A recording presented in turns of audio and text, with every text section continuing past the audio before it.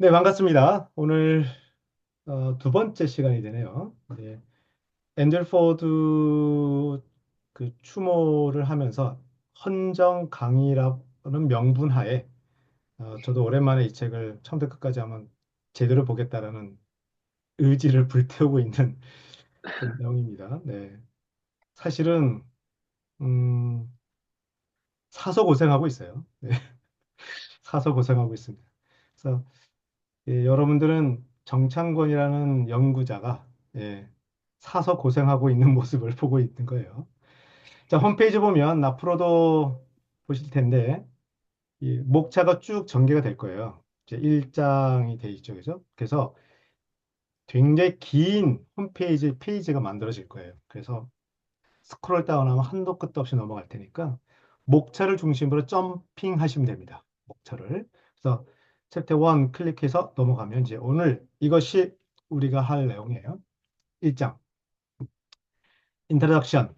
자, 주요 목차가 이렇게 되어 있네요. Informal models, thinking about the environment, surprise behavior in systems, learning by experimentation, system dynamics, definition, six shapes,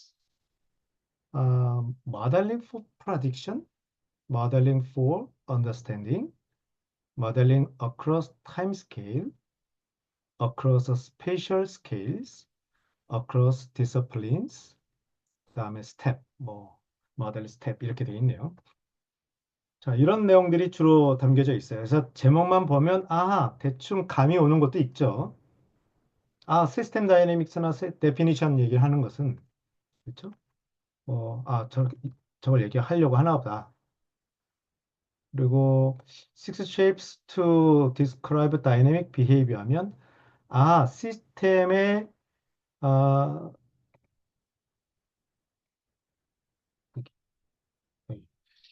시스템 이게 저는 그 behavior라는 단어를 변화라고 번역합니다. 네. 그 거동, 뭐 행태 이렇게도 번역들 하고 계시긴 하는 분 많은데 그거보다 변화라는 말이 가장 잘 어울려서 저는 변화라고 해요. 그래서 시스템이 다이내믹하게 변화되는 양상이 크게 여섯 가지가 있다. 그런 내용이죠. 이게 사실은 뒤에 또 자세히 또 다른 장에서 자세히 언급도 돼요. 그다음에 모델링, 그다음에 요 내용들은 어크로스 하는 걸 보니까 다양한 시간 유닛, 시간 단위로 모델링 할 수 있다. 그다음에 스페셜 스케일스, 다양한 지역에 따라서 할 수 있다. across disciplines, 다양한 학문 분야와 연결되어서 건 넘나들면서 할 수 있다. 그런 내용이죠. steps of modeling은 모델링하는 순서 이런 건데 개인적으로는 이게 이 파트가 가장 관심이 안 가요.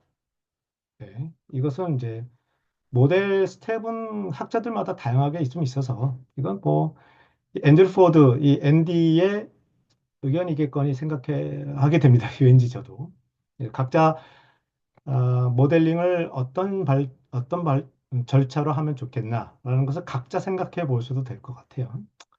자, 이런 식으로 내용들이 좀 되어 있어요. 그다음에 제가 사서 고생하고 있는 게 바로 이건데 제가 저희 생각 나름대로 이 앤드류 포드의 책에 대해서 자세히 해설한다기보다 저의 관점에서 해설하려고 노력하거든요. 그게 제가 재밌어서 그래요. 그냥 무슨 말인지 일일이 번역하듯이 강의한다는 게 크게 와닿지가 재미없어서. 그래서 저의 생각을 얘기를 하려다 보니 이걸 좀 박제하고 싶어서 블로그를 썼습니다. 그래서 요 내용들을 중심으로 제가 소개해 드릴 거예요. 첫 번째, 먼저 이거를 한번 띄워놓고 볼까요? 이런 식으로 해서 하다 보니까 6개의 블로그를 글을 만들었네요, 제가. 네. 하나, 둘, 셋, 넷, 다섯. 하나, 둘, 셋, 넷, 다섯. 이거 아니고. 오케이, 됐습니다. 그러면, 네, 첫 번째. 제가 이 내용, 1장의 내용 중에서, 요거는 참, 나름대로 중요하다는 것들은 좀 소개를 좀 드리려고 해요. 멘탈 모델, 이 멘탈 모델에 대한 이야기를 좀 하려고 합니다. 어, 그래서 나름의 소목차죠. 이 블로그의 목차. 모델과 멘탈 모델에 대한 생각. 게다가 갑자기 칸트가 나오고 니체가 나오고 현상학이 나와요. 네. 그다음에 겸손이란 단어가 나오고 그러네요. 비판적 사고 나오고. 그래서 시스템 다이내믹스에서 말하는 멘탈 모델의 정의 모음. 아, 여러 학자들이 멘탈 모델이 뭐다라고 이제 정리한 게 있는데 마침 제가 좀 모아서 정리를 좀 해놨으니까 나중에 멘탈 모델에 대해서 좀 정리하고 싶은 분들은 이거 참고하시면 될 것 같아요. 그래서 첫 번째, 모델과 멘탈 모델에 대한 이야기. 말씀드린 대로 그 앤들 포드는 앤디라고 스스로 애칭을 그렇게 하고 있어요. 그래서 앤디, 이 앤디의 일자 인트로덕션에서는 소제목들이 있어요. 처음 SD를 배우시기 시작하신 분들은 시스템 다이내믹스 데피니션 뭐 이런 것이 눈에 들어오시겠지만 저는 informal model이라는 거, learning by experimentation, modeling for understanding이 제일 눈에 확 들어왔어요. 마치 이런 거죠. 내가 하고 싶은 이야기인데 정창곤이 하는 이야기라면 사람들이 잘 안 들을 텐데 앤디의 말로 제 생각을 얘기한다면 더 사람들이 들을 것 같아서 약간 그런 느낌입니다. 그러니까 어, 그래서 반가웠어요. 그러니까 제가 하고 싶은 이야기를 앤디도 비슷하게 강조하고 있어서 이제 그런 맥락에서 얘기를 좀 하려고 하는 거예요. 음. 그래서 인포멀 모델에 이런 내용이 좀 나와요. 그래서 쭉 나오는데 본문에는 없습니다만 저는 요거를 좀 강조하고 싶어요. 연구자든 연구자가 아니든 모든 사람들은 매 순간순간 매일매일 모델링을 하고 있다라는 거예요. 나름대로. 어떤 형태든지 간에. 그게 계량적으로 모델링 하지 않다 하더라도, 예, 순간적으로, 그러니까 소위 판단이라는 것도 모델링이다 이거예요. 예. 그런 이야기를 제가 꼭 얘기를 좀 하고 싶었어요. 왜 이렇게 자꾸 뜨죠? 예, 이거를 닫게 할까? 닫게 하면 되겠다. 아, 숨기기. 이거 됐다. 네, 이것도 끄기, 없기. 네. 그래서 앤디가 말하는 informal model이나 learning by experimentation이나 modeling for understanding은 바로 이런 멘탈 모델에서 출발한다고 볼 수 있다고 저는 얘기합니다.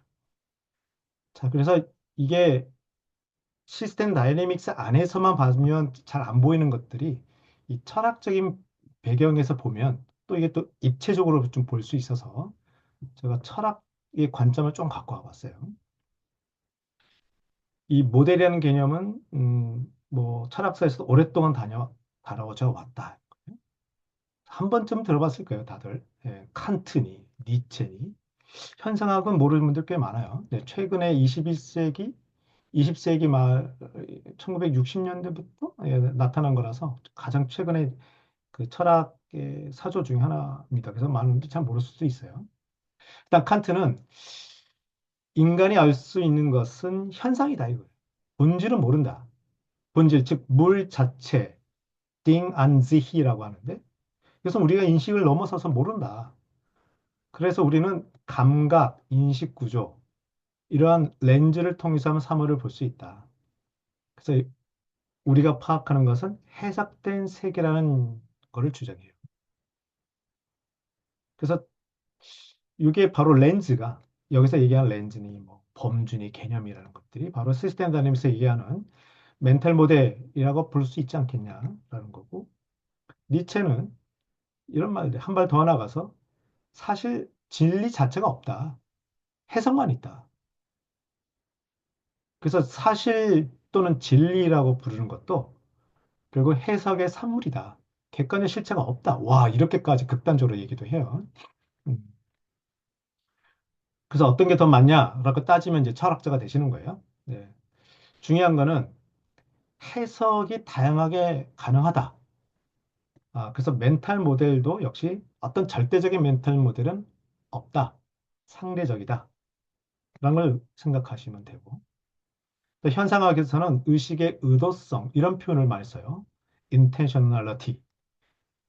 그래서 의식은 언제나 어떤 대상을 향해 의미를 부여하는 작용을 한다는 것이다. 네. 뭐 이런 식으로.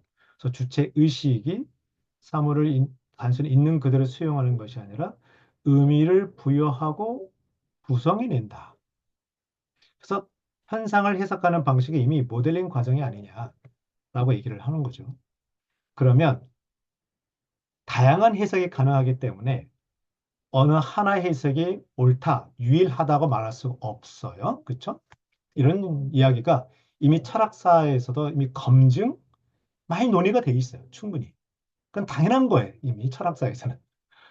근데 이거를 이 모델링 관점에서 보면 이렇게 바라봐야 된다는 거죠. 내가 하는 모델링도 다른 해석이 가능하고 이건 나의 해석일 뿐이야. 예. 그래서 내 해석이 틀릴 수도 있는 거다 이거예요. 그래서 겸손해야 된다는 뜻이 되는 겁니다. 이 얘기를 꼭 드리고 싶었어요. 예. 그래서 우리가 모델링 하는 이유가 뭐냐? 왜, 왜 모델링을 해야 되냐? 그거에 대한 답을 우리는 좀 찾아가려고 해야 된다는 거죠. 그 첫 단계가 바로 모델링은 우리의 멘탈 모델에 따라서 만들어지는 것이고 그것은 정답이 없고 다양한 해석의 표현 결과일 뿐이다라는 거예요. 그래서 모델링 과정에서 어떤 가정을 했는가, 내가. 그래서 어떤 변수를 포함했고 어떤 변수를 내가 제외시켰는가를 끊임없이 돌아봐야 되는 거죠. 그래서 결론적으로 이제 모델링은 결국 학습을 위한 거다라고 저는 이제 항상 강조합니다. 아니 말고식으로 해봤다가 수정하면 되는 거죠. 어. 그래서 그룹 모델링과 참여형 모델링 뭐 이런 얘기도 나오고 그래요. 자, 그래서 그만큼 멘탈 모델이 중요하구나. 그래서 시스템 다이내믹스에서는 다양한 사람들이 멘탈 모델을 다양하게 표현하고 있어요. 그래서 피터 생애에서는 그 90년에 쓴 책이 있는데 2006년에 다시 100페이지 업데이트 된 거예요. 근데 아무튼 여기에도 네, 정신 모델은 멘탈 모델은 우리가 세상을 이해하고 행동하는 방식에 영향을 미치는 깊이 뿌리 박힌 가정, 일반화 또는 그림이나 이미지다. 존 스타만의 비즈니스 다이내믹스 16페이지에도 그런 말. 멘탈 모델은 시스템 안에서 초기부터 핵심 개념이었다. 시스템 다이내믹스에서 멘탈 모델은 한 시스템이 어떻게 작동하는지를 설명하는 인과적 믿음. 이것 때문에 이렇게 됐을 거야 하는 거죠. 시스템의 경계, 즉 아까 어떤 변수를 포함하냐 포함하지 않았느냐를 스스로 만들고 있는 거예요. 그리고 우리가 고려하는 시간적 범위까지 포함한다. 그래서 원문 쭉 소개가 되어 있고요. 자, 도날라 메도즈입니다. 데니스 메도즈의 아내 도날라 메도즈가 현실이라는 단어는 그 단어를 사용하는 사람의 정신 모델 이상을 의미할 수 없다. 그래서 컴퓨터 모델은 우리의 정신 모델이 이전보다 더 엄격하고 더 포괄적이며 더 명확해서 도움을 준다.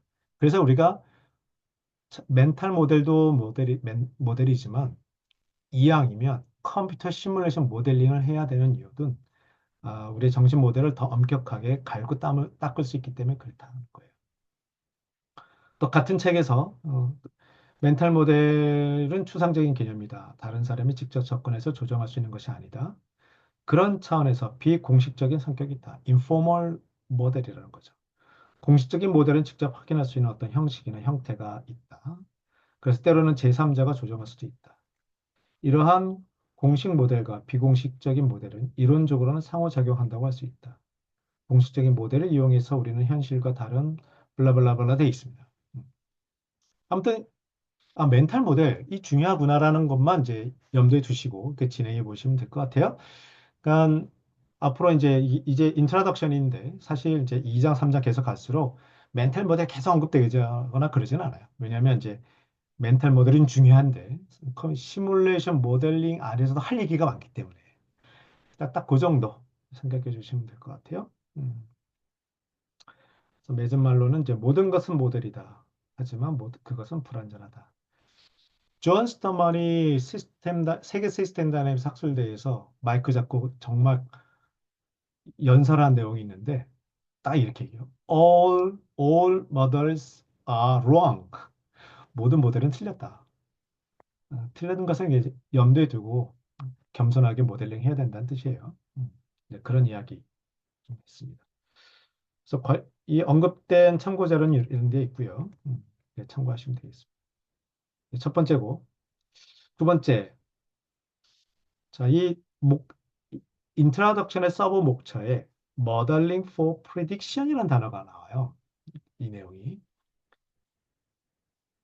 이 정말 앤드류 포드도 나와 같은 생각이었을까라는 생각이 들 정도로 정말 할 얘기가 많거든요. 예측, 프리딕션을 하기 위해서 모델링을 하는 것이냐? 이 물음표를 보면 아시겠지만 아니다 이거죠. 네.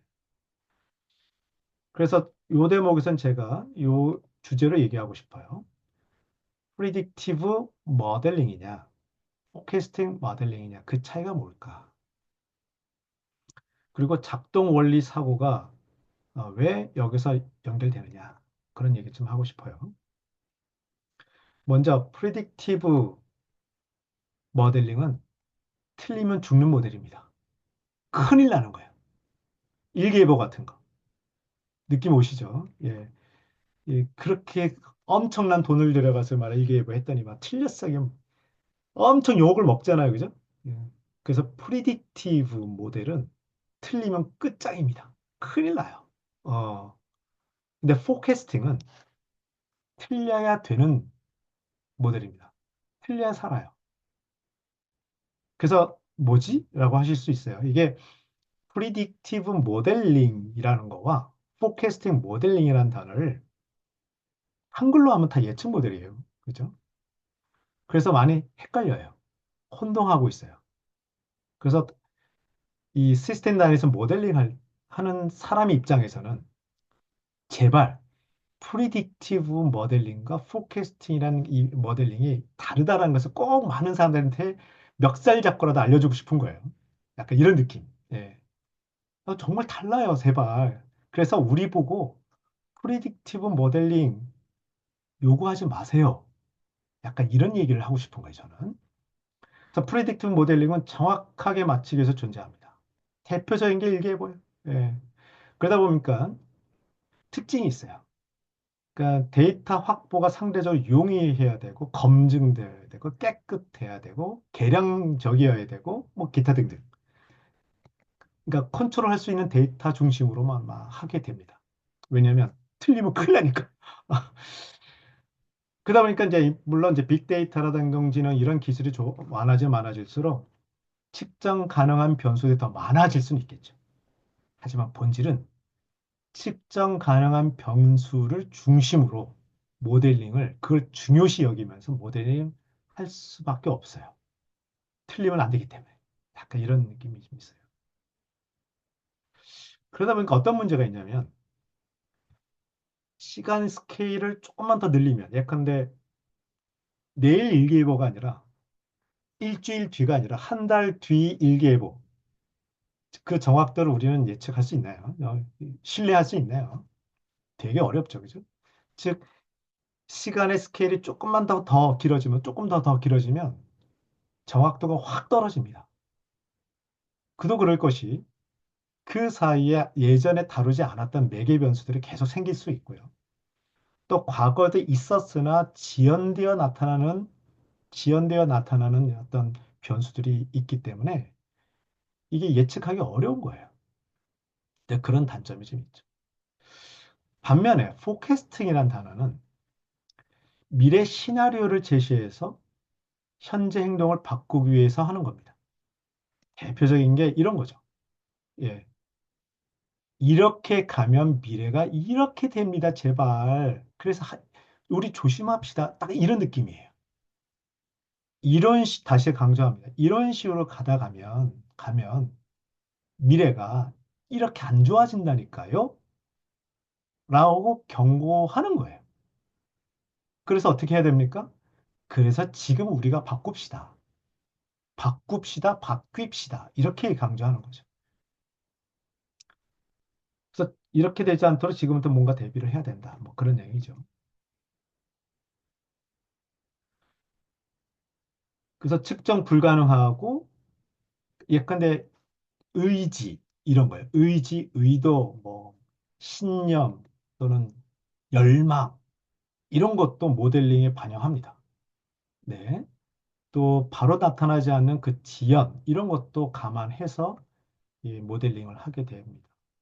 인간의 심리, 정치, 경제병도 예측 불가능한 그런 것도 다 반영을 하죠.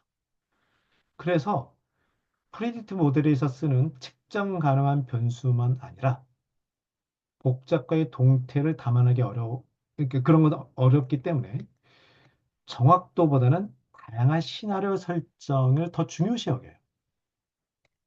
예. 그래서 일장에 보면 이게 인트로덕션 이게 뒷파트에 보면 rule of thumb이란 단어도 나와요. 정확한 게 중요하지 않아. 대충이라도 이게 아는 게 중요해. 뭐 이런 거죠. 네.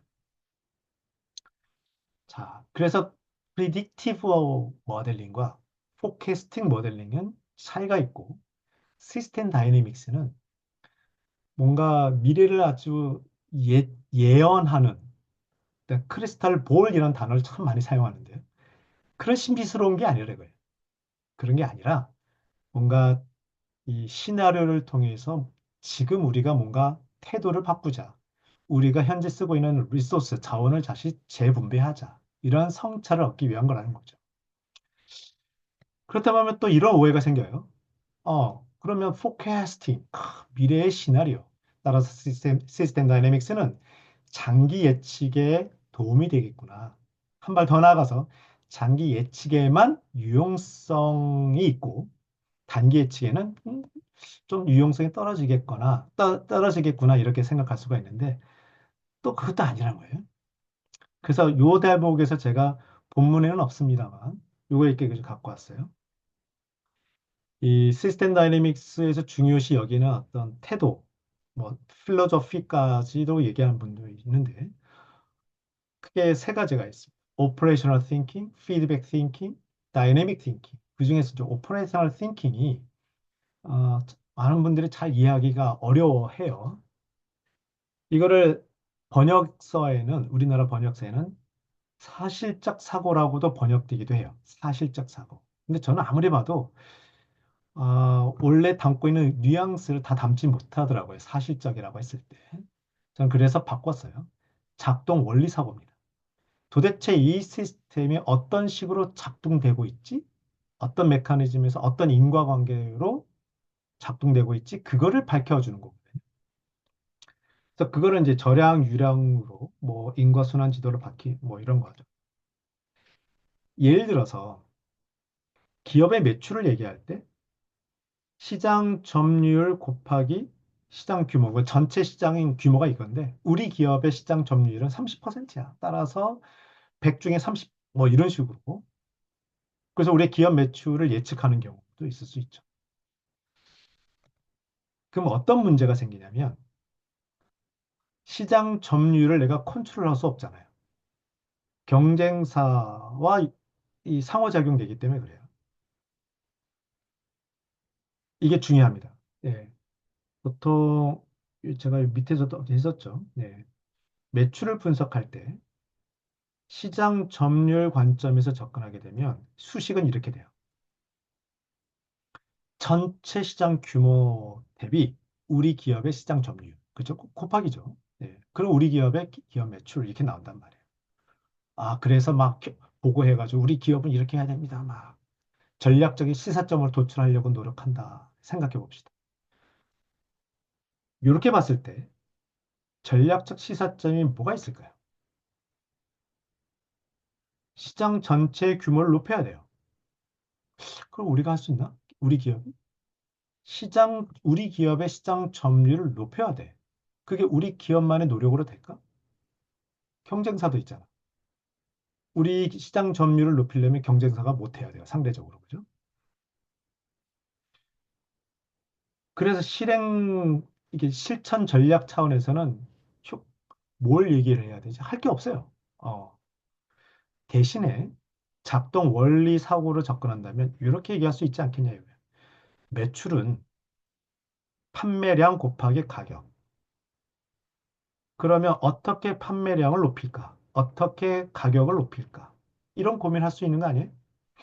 판매량은 예를 들어서 영업사원 수 곱하기 인당 평균 판매량이라고 한다면 영업사원 수를 높이면 되겠네요. 인당 평균 판매량을 높이면 되겠네요. 어떻게? 블라블라블라.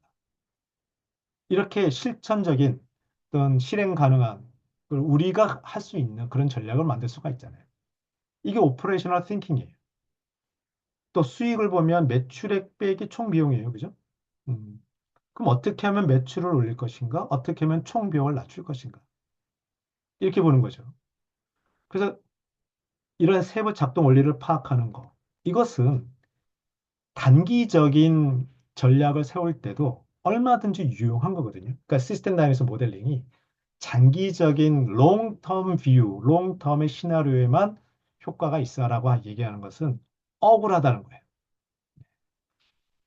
이제 그런 이야기를 좀 하고 싶었어요. 이 특히 프리딕티브 모델과 포캐스트 모델의 차이를 제가 한번 좀 굉장히 좀 나름대로 강조하려고 한 건데 제가 이제 국책연구소의 용역으로 연구를 하게 되면 항상 상대방은 그래서 언제 돼요? 그래서 얼마 해야 돼요? 양이 얼마나 바뀌어요? 언제, 얼마나 어떤 변화, 구체적으로 이것을 요구하는 거예요. 그래도 그럴 수밖에 없는 게 그런 용역을 줬던 중앙정부 부처의 사무관과 사무관들도 또 그것을 요구하기 때문에 다 알겠고요. 그래서 결론이 뭐야? 이거 결론이 뭐야? 결론 그거 언제 해야 돼? 이런 식인 거예요.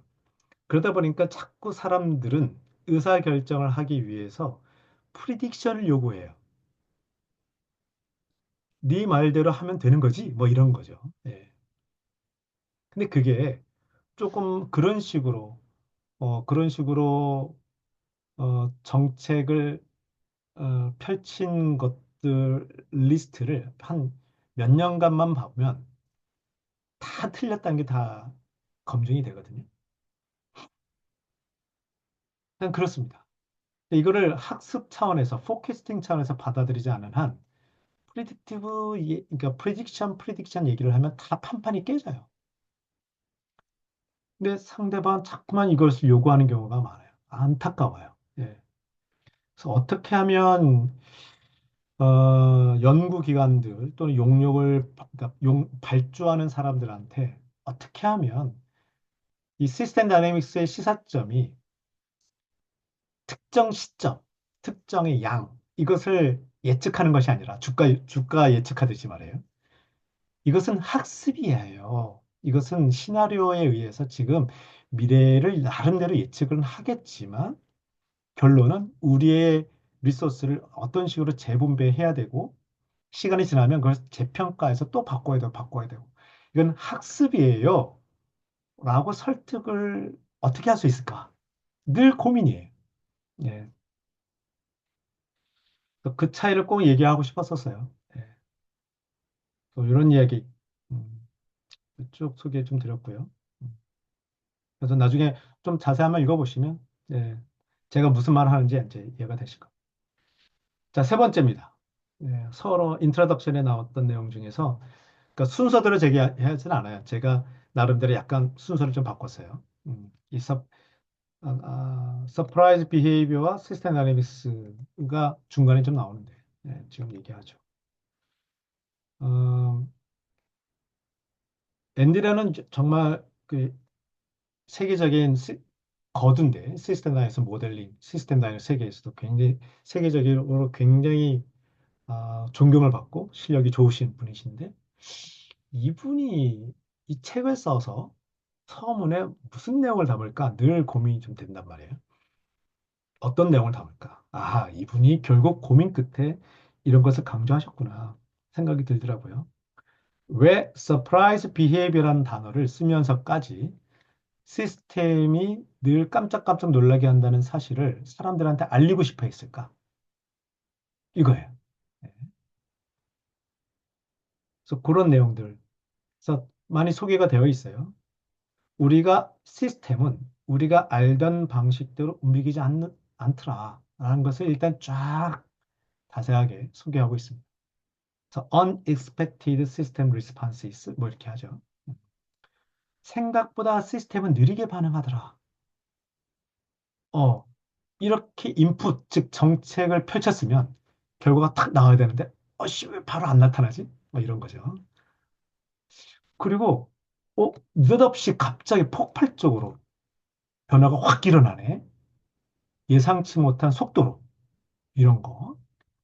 하여튼간 이런 식으로 직관과 다른 변화, 반직관적인 변화가 왜 이렇게 자주 일어나지? 뭐 이런 거죠. 이게 이제 11장에 나온 사례, 데이즈 월드라고 11장에 나올 겁니다. 네. 그때도 아마 요 얘기를 다룰 거예요. 자, 이런 것들이 시스템의 일반적인 특징들이에요. 우리 시스템 다이내믹스에서는 그런 것들에 주목합니다. 예. 그래서 이 도넬라 메도즈 여사가 이런 말 했네요. 사람들은 한 번에 몇 가지 변수만 지켜본다. 즉, 이걸 가지고 이제 노벨 경제학상을 받았던 이제 이 제한된 합리성 이론을 보면 사람들은 이 판단 능력이 한계 때문에 몇 가지 변수만 가지고 판단하게 되는 거죠. 그렇기 때문에 엉뚱한 결론에 이르게 된다. 뭐 이런 얘기를 하는데 굉장히 유명한 표현입니다. 그래서 어딘가 여러분들이 인용을 하실 때 활용하시면 있어 보여요. 네. 서프라이즈는 우리가 놓친 변수나 지연, 복잡한 피드백 구조 때문에 발생하는 경우가 많은데, 그래서 오히려 그래서 뜻밖의 현상, 카운터 인투이티브, 직관과 반대가 된 어떤 현상이 발생하면, 아싸, 이게 우리가 할 일이야. 왜 이런 일이 벌어지지? 이것을 밝혀서 사람들한테 알려주면, 이게 시스템 다이내믹스 연구라는 거죠. 네. 그래서 서프라이즈 비헤이비어가 나타나는 이유는 표적으로 지연, 그래서 저는 지연을 어떻게 제 강의할 때 어떻게 강조하냐면 화암마마보다 무서운 것이 지연이다. 이렇게 얘기를 하죠. 네. 그다음에 비선형성, non-linearity죠. 사람들의 의사결정은 인풋 대비 아웃풋의 결과를 또는 시간적으로 또 선형적으로 생각하는 경우가 굉장히 많은데 웃기는 소리다 이거죠. 비선형성이 항상 도사리고 있어서 깜짝깜짝 놀라게 되더라. 다중 피드백 굳이 뭐 다중까지는 안 적어도 되기 하긴 그 피드백이죠. 근데 피드백은 하나만 있을 수가 없으니까 자연스럽게 다중이 될 수밖에 없죠. 멀티플 피드백 뭐 이런 거죠. 그래서 여기 보면 이제 상세란 단어로도 제가 쓰긴 했는데 이 reinforcing은 강화되는 거, 네, 증폭되고 이런 거죠. 근데 밸런싱은 단어의 뜻상 균형을 이룬다라는 표현으로 쉽게 생각하는데 균형으로만 봤을 때 이, 이 떠올리지 못하는 포인트가 뭐냐면 상쇄란 표현도 이 밸런스 피드백에 들어있어요. 이게 트레이드오프가 된다는 뜻이잖아요. 네. 그래서 밸런싱 피드백 안에서는 뭐 균형을 이뤄야 어떤 시스템이 유지가 되어 어쩌죠. 그런데 힘이 서로 상쇄가 된다는 개념도 잊지 말아야 돼요. 예. 그래서 상쇄된다는 개념을 뭐 알고 계시면 기억해 주시면 나중에 어, SIR 모델, 예, 예, 감염병 모델 같은 경우를 통해서 잘 이해하실 수가 있을 거예요. 자, 시스템 다이내믹스에 대한 용어 정의 쭉 소개가 되어 있어요. 그래서 제이 포리스터가 언급한 내용들 소개가 되어 있고, 또 반직관적 결과를 다루는 힘, 뭐 기타 등등 소개가 되고 있어요. 네, 피드백 루프와 시차의 차이 뭐 등등 소개가 되어 있네요. 여기 보면 어, 위키피디아에서 정의를 강조하듯 이 나오죠. 그러니까 이 책에서는 2009년도 버전의 위키피디아에서 나오는 시스템에서 정의를 이렇게 써놨어요. 그래서 저도 오늘 오늘 버전으로 위키피디아를 검색해 보니 뭐 이런 식으로 뭐 되어 있더라고요. 실제 더 깁니다. 예, 일부만 제가 발췌한 거예요. 이 앞부분. 그래서 위키피디아 이거 뭐야? 넘어가네요. 네. 어디 갔어? 아, 그래서 위키피디아 정의가 잘 돼 있어요. 괜찮습니다. 그래서 위키피디아의 정의도 뭐 나름 활용해 보시면 재밌을 거예요. 근데 포인트, 내부 피드백 루프와 시간 지연에 주목한다. 그래서 이래저래 계속 반복되는 핵심 키워드가 있죠. 딜레이, 지연. 그 지난 시간에서도 제가 강조했지만 앤드류 포드가 제가 좋아하는 이유가 제가 나름대로 시스템 다이내믹스에서 중요한 포인트로 얘기한 것도 지연이었는데 앤드류 포드도 그걸 강조하더라고요. 그래서 괜히 친한 척 하는 거예요. 또 지연, 시간 지연을 주목하셔야으면 좋겠어요. 그리고 보면 그리고 여기 내부 피드백이란 말을 나오잖아요. 이 인터널이란 단어 또는 내부라고 했을 때 어떤 느낌이 인터널 뭐 외부와 내부와 피드백 뭔 소리야? 그 얘기는 어떤 모델링이든지 간에 시스템의 경계라는 것을 스스로 만들게 됩니다. 모델하는 입장에서는 안 그러면 모든 모델들은 지구 전체까지 다 연결되기 때문에 그래요. 그 끊어야 돼요. 그죠? 네. 이 시스템의 경계를 나름대로 할 수밖에 없어요. 그러다 보니 내가 정한 시스템의 경계 바깥에 있는 변수와 내가 만든 울타리로 만든 시스템의 경계 안에 있는 변수가 왜 상호작용 안 하겠어요? 하죠. 네. 그래서 외부와 내부가 이렇게 피드백 될 수도 있어요. 근데 그것은 놔두고 내가 정한 시스템의 경계 안에서 뭐가 어떻게 피드백이 되는지를 살펴보자는 거예요. 그래서 내부, 인터널 이 피드백을 얘기하죠. 또 그걸 강조하고 있습니다. 네. 그래서 키워드가 좀 잘 꼭 염두에 주셨으면 좋겠어요. 그래서 피드백 지연 나오죠. 네. 그런 내용이 쭉 소개가 되어 있습니다. 카운터 인투이티브, 직관과 반대가 되는 카운터란 단어는 반대란 뜻이요. 인투이티브는 직관이잖아요. 그래서 직관과 반대가 되는 어떤 시스템의 변화가 보인다면 아싸 가오리 그건 우리가 연구할 주제야. 이렇게 되는 거죠. 그래서 제가 지난 시간에 시스템 다이내믹스로 연구를 한다고 했을 때 시작을 문제에서 시작해야지 시스템을 분석하겠다라고 시작하면 안 된다라는 걸 강조했어요. 그러다 보니까 학습이 될 수밖에 없죠. 왜? 실수하니까요. 실패하고 그런 거니까. 그런 이야기 쭉 소개가 해놨습니다. 자, 이제 네 번째요. The learning for understanding. learning by experimentation. 제가 최근에 정말 제 개인적인 삶에서도 시스템 사고를 항상 생각하면서 살려고 애를 쓰는 사람인데, 아, 실험이란 단어가 그렇게 가까이 와 있어요. 그렇게 어, 중요하게 생각하게 되더라고요. 실험. 이 모든 게 다 실험이구나. 아, 실험할 때도 보면 가설을 세우고 검증하는 절차를 거치잖아요. 검증해서 틀리면 가정이 잘못된 거잖아요. 그럼 바꾸면 되죠. 이런 과정들. 예. 그래서 이게 다 그런 맥락에서 얘기를 하고 있어요. 그래서 앤디가 강조하는 학습과 실험의 중요성을 얘기하고 싶어서 나름대로 좀 적어봤습니다. 그래서 learning for understanding 핵심은 예측, prediction이 아니라 understanding, 이해하려고 시스템의 변화가 이런 맥락에서 진행되겠구나. 큰 틀에서. 네. 그런 것이 중요하다.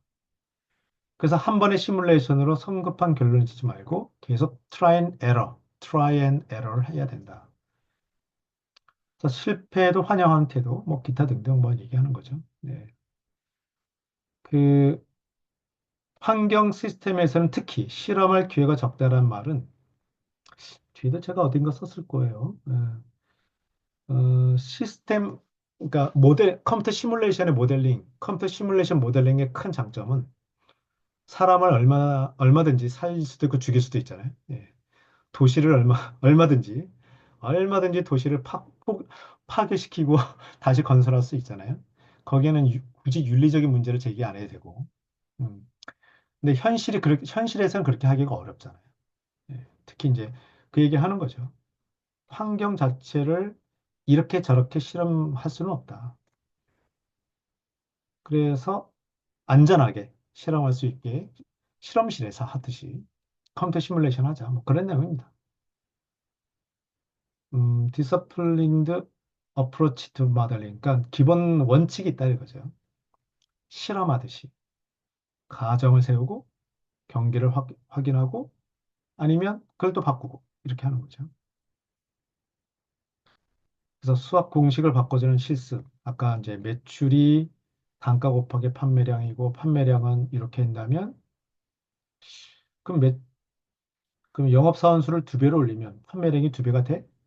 안 돼? 그러면 이게 이 수식이 잘못됐네? 뭐가 빠졌지? 뭐 이렇게 수정하는 거죠. 그런 이야기. 또 모델링은 안 해도 이미 다 아는 거 아니야? 라고 하는 것은 아니다. 이 복잡계에서는 인간의 직관이 항상 쉽게 틀릴 수 있다. 다 아는 것 같다는 게 아니라 사실은 모르는 것다. 이것을 시뮬레이션 통해서 알려줘야 된다. 그래서 제가 이걸 좀 강조하고 싶어요. 네.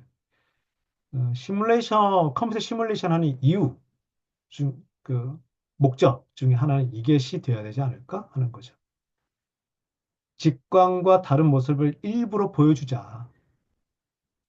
어, 바꿔 말하면 이 컴퓨터 시뮬레이션을 통해서 시스템 안에서 모델링을 딱 했는데 그 결과가 내 직관하고 큰 차이가 없어.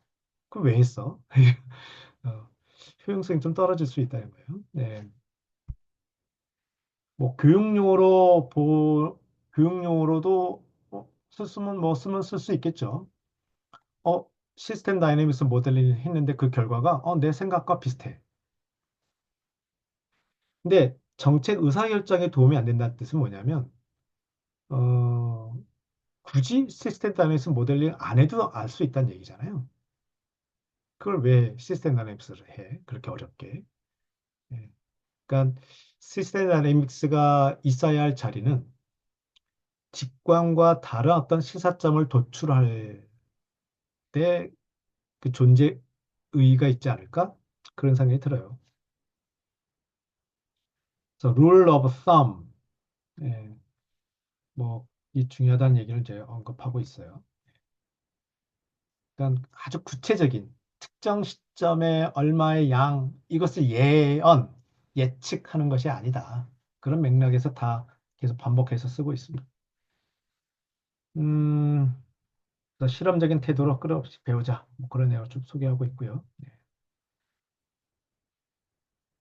자, 이제 조 얘기 나오네요. 네. 이 책에서 보면 학생, 학생 이름이에요. 조라는 학생을 등장시켜가지고, 네, 엉뚱한 질문을 던지게 합니다. 그래서 이제 그거를 앤드류 포드가 친절하게 대답해주는 형태로, 이 질의응답이 좀 나오는데, 목차마다 나오지는 않는데, 이 서론에 좀 나왔네요.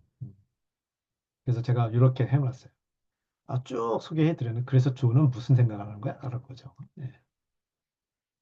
그래서 조는 미분 방정식 몰라도 괜찮나요? 라고 질문을 하고 있어요. 예, 그래서 학생들의 흔한 고민에 대한 솔직한 질문. 이런 게 나오네요. 그래서 주어가 누군지 소개하고 있고요. 질문. 미적분 몰라도 돼요? 음, 사실 이게 변화를 얘기하는 학문이다 보니 태생적으로 미분, 적분이 날라다닙니다. 예, 미분 방정식을 사용하고 막 그래야 돼요. 그래서 막 어마어마한 수식이 많이 나옵니다. 그래서 저같이 뼛속까지 문과인 사람들은 시작부터 좌절해요. 네. 그러다가 저도 처음에 좌절했다가 이게 너무너무 좋긴 좋아서 자꾸 쳐다보니까 저한테 계속 용기를 주네요. 이 세계적인 대가들이. 예. 한두 사람이 아니에요. 미분방정식 그렇게 신경 안 써도 돼. 그래서 제가 오죽했으면 수학 정석을 다시 샀다는 거 아니에요? 예. 다시 꽂아놨어요. 그 수학 정석을 봐서 될 일이 아니더라고요. 네. 아무튼 대답은 간단합니다. 몰라도 돼. 기본적으로 알 만한 것도 이런 거. 알제브라. 대수 정도는 알면 큰 문제가 없다라는 것을 강조하는데 제가 경험해 보니까 진짜 그래요. 네. 그래서 알제브라라고 한다면 보통 이런 걸 얘기하죠. 네. 현수 대신에 문자를 쓰는 거, 방정식, 또 함수, 아항식, 행렬, 벡터가 조금 어려울 수가 있을 수 있어요. 예. 저도 좀 그랬던 것처럼. 근데 이것은 핵심은 아니에요. 예. 좀 지나가면 이거 몰라도 큰 어려움은 없어요. 근데 알면 도움은 더 돼요. 그 정도지 필수는 아니다. 딱 여기 있으면 좋지만 알면 좋지만 없어도 괜찮다라는 것을 누누이 강조합니다. 누누이. 예. 그래서 모델은 비선형. 요 말은 무슨 뜻이냐면 어, 나중에 그 경험을 하실 거예요. 이제 스탁이 하나만 있을 때가 아니라 스탁 두 개 이상이 결합되면 스탁이 많아질수록 무지 복잡해지거든요. 굉장히 어마어마한 다이내믹, 비선형들이 나타납니다. 그거를 수학으로 다 푸는 것은 이루 말할 수 없이 복잡해요. 예. 웬만한 전공자들도 다 못합니다. 어차피 몰라요. 예. 근데 그 복잡한 것을 컴퓨터가 알아서, 소프트웨어가 알아서 해주니까 걱정하지 마라. 그런 뜻이에요. 또 우리도 할 수 있다. 저도 했는데요, 뭐. 네. 수포자도 할 수 있다. 네. 그러니까 중요한 걸 잊지 말아라. 끊임없이 실험적인 태도로 접근하는 거. 뭐 이런 거. 그런 얘기를. 벤자민은 접니다. 네. 해주시면 되겠습니다. 그런 이유 쭉 소개해 드렸어요. 그래서 한 줄 요약. 수학에 대한 두려움 때문에 망설이지 마시고 구조와 실험에 집중하면서도 즐겨보자라는 거예요. 자, 이제 본문은 다 됐고요. 이 마지막에 보니까 어, 이 다른 챕터에는 없는 further 리딩이 좀 있는데 나중에 책을 보시면 아시겠지만 앤드류 포드는 참 친절해요. 보통 further reading, 그러니까 뭐 추가적으로 읽을 거리, 그렇죠. 읽을 거리를 하면 그냥 툭툭툭툭 레퍼런스만 제시를 하면 되는데 이 앤드류 포드는 이 추가로 읽으면 좋을 책들을 언급하면서 그걸 잠깐 잠깐 해설을 해요. 근데 그 해설이 그 커멘트가 예술입니다. 그래서 그 커멘트를 기반으로 제가 좀 이렇게 설명을 좀 해놨어요. 예. 그래서 생태 환경 모델링을 더 파고 싶다면 이걸 보시라. 뭐 이론 연구 자료를 더 찾아보고 싶으면 이런 걸 보시라. 근데 아마 안 보실 거예요. 이 하나하나가 엄청난 이 레퍼런스들이 이 엄청난 대작들인데 두꺼운 책으로 다 되어 있고 또 연도가 약간 클래식이에요. 클래식. 네, 클래식한 그런 레퍼런스들이어서 아마 같은 시간에 이걸 보려고 하지는 못하실 건데 어느 정도 좀 여유가 있을 때 눈길을 보게 되실 거예요. 네, 눈길을 주게 되시긴 할 거예요. 그래서 비즈니스 경영 분야에 대해서 또 언급되어 있고, 그래서 시스템에서 기초. 요거는 재밌죠, 이거. 시스템 사고의 기초, 도라는 메도의 넓은 시야. 그래서 이런 거. 네. 그래서 쭉 이거를 일부러 제가 일일이 다 타이핑했어요. 예. 그래서 제가 정말 애써서 했으니까, 어, 그, 논문이라든가 보고서 같은 거 쓰실 때, 참고하면 좋을 것 같아요. 음. 여기에서 좀 연도가 오래된 거는 그렇다 치고, 요거. 이 도넬라 메도즈의 2009년도 Thinking in Systems of Primer 이 책은 우리나라에서 번역이 되어서 제가 이거를 낭독회로 한번 했습니다. 네. 어, 요건 이거예요. 제 홈페이지에서 어, 시스템 낭독회 또는 시스템 법칙 낭독회를 하면 요게 나오는데 이 책을 가지고 요 저 원작 나오죠? Thinking in Systems of Primer. 예. 이거를 가지고 2022년 네. 그래서 쭉 낭독회를 해서 그 매번마다 낭독회한 내용들이 이렇게 주로 좀 언급된 것도 좀 있고 영상 기록도 있어요, 그죠? 그래서 이 책은 원서와 번역본을 둘 다 사둬서 책꽂이에 꽂아두시면 되게 심리적인 안정감을 줄 겁니다. 정말 명저예요, 명저. 예. 시스템 사고, 비록, 그러니까 제목은 시스템 사고인데, 이 모델링의 기본 개념들이 다 들어가 있어요. 스타카 플로우, 그다음에 기본적인 구조. 정말 정말 좋은 책입니다. 네. 뭐, 이 얘기를 하려면 또 한도 끝도 없는데, 이 정도만 마무리하고요. 음. 또 모아크로프트 이 책은 제가 여러 연구자들과 함께 번역을 했어요. 예, 번역된 게 우리나라에 있습니다. 그리고 이 책은 정말 고전인데, 어, 저도 그 참 그렇죠. 읽어보지도 않는데 사서 책꽂이에 꽂아놓고 있습니다. 저도. 네, 요거하고 요거. 예, 이것도 엄청난 좋은 고전인데 나중에 또 시간 좀 여유가 있으면 한번 좀 파볼 생각으로 꼭 사놓은 그게 한 건데. 근데 그런 책이에요. 존 스터만의 이 책. 이 책은 정말 성경책입니다. 시스템 다이내믹스 성경책. 원제는 이게 비즈니스 다이내믹스에서 더 길어요. 아무튼 1000페이지예요, 1000페이지. 그래서 이거를 여러 사람이 나눠서 번역하자라는 의견이 나왔는데 매번마다 실패를 했어요.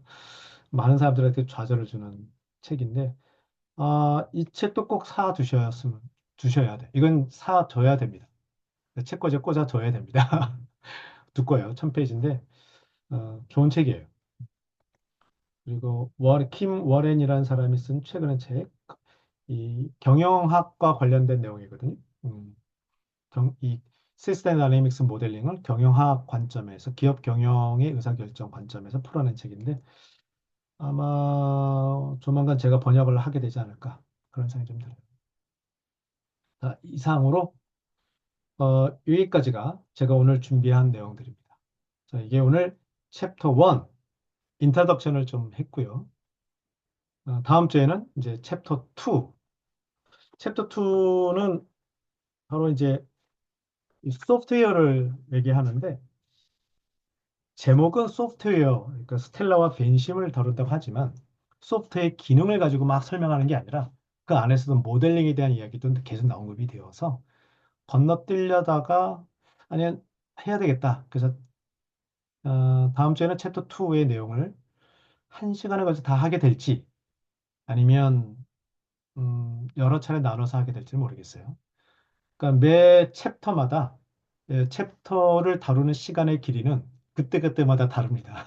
오늘은 다행스럽게 챕터 1 인트로덕션을 1시간 안에 제가 압축해서 설명이보다는 이제 소개를 했는데 다른 챕터는 꼭 그렇게 진행되리라는 보장은 없습니다. 네, 참고해 주시면 고맙겠습니다.